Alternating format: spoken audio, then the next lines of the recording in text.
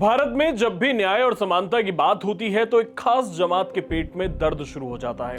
जैसे ही देश में यूनिफॉर्म सिविल कोड यानी यूसीसी की बात होती है, तथाकथित बुद्धिजीवी और सेकुलरिज्म के ठेकेदार मैदान में उतर आते हैं। लेकिन अब खेल खत्म होने वाला है, क्योंकि भारत के सुप्रीम कोर्ट के चीफ जस्टिस सूर्यकांत ने ऐसी बात कह दी है जिससे प्रोपेगेंडा फैलाने वालों की बोलती बंद हो गई। मामला सुप्रीम कोर्ट में मुस्लिम महिलाओं के विरासत के अधिकारों को लेकर चल रहा था। सुनवाई के दौरान सीनियर वकील प्रशांत भूषण ने वही पुराना राग अलापा। उन्होंने दलील दी कि मुसलमानों के मन में डर है कि यूसीसी के जरिए उन पर हिंदू सिविल कोड थोप दिया जाएगा। जैसे ये दलील आई, जस्टिस सूर्यकांत ने इसे खारिज कर दिया। सीजेआई ने दो टूक शब्दों में कहा कि यूनिफॉर्म सिविल कोड एक संवैधानिक लक्ष्य है और इसका किसी धर्म से कोई लेना देना नहीं है। सीजेआई की टिप्पणी ने उन लोगों के मुंह पर ताला लगा दिया है जो यूसीसी को सांप्रदायिक रंग देने की कोशिश कर रहे थे। कोर्ट ने साफ कर दिया है कि संविधान किसी मजहब के आधार पर भेदभाव नहीं करता। जस्टिस जॉय माल्य बागची ने भी कहा कि हर सवाल का जवाब हमारे संविधान में मौजूद है, यानी अब धर्म की आड़ लेकर आप महिलाओं के अधिकारों को कुचल नहीं सकते। वकील पौलोमी पावनी शुक्ला और न्याय नारी फाउंडेशन ने आर्टिकल 32 के तहत सुप्रीम कोर्ट में याचिका डाली है। उन्होंने सीधा सवाल किया है कि मुस्लिम पर्सनल लॉ महिलाओं के साथ भेदभाव क्यों करता है। सुप्रीम कोर्ट ने इस पर केंद्र सरकार को नोटिस जारी कर दिया है।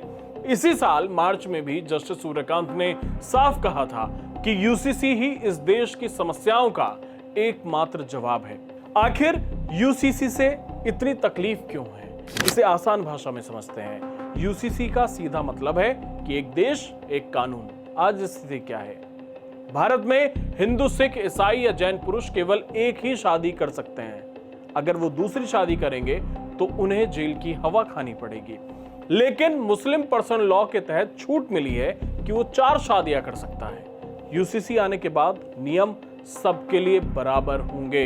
प्रोपेगेंडा मशीनरी कहती है कि यूसीसी से देश टूट जाएगा। उत्तराखंड में यूसीसी लागू हो चुका है, गुजरात में प्रक्रिया चल रही है और गोवा में तो आजादी के वक्त से ही यूसीसी लागू है। क्या आपने सुना कि गोवा में किसी मुस्लिम को दिक्कत हुई हो?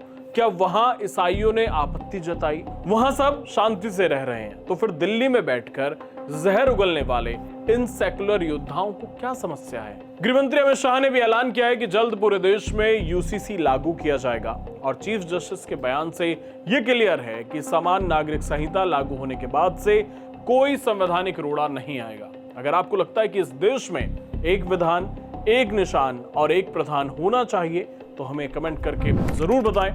वीडियो को शेयर कीजिए और चैनल को सब्सक्राइब करना ना भूलें। धन्यवाद।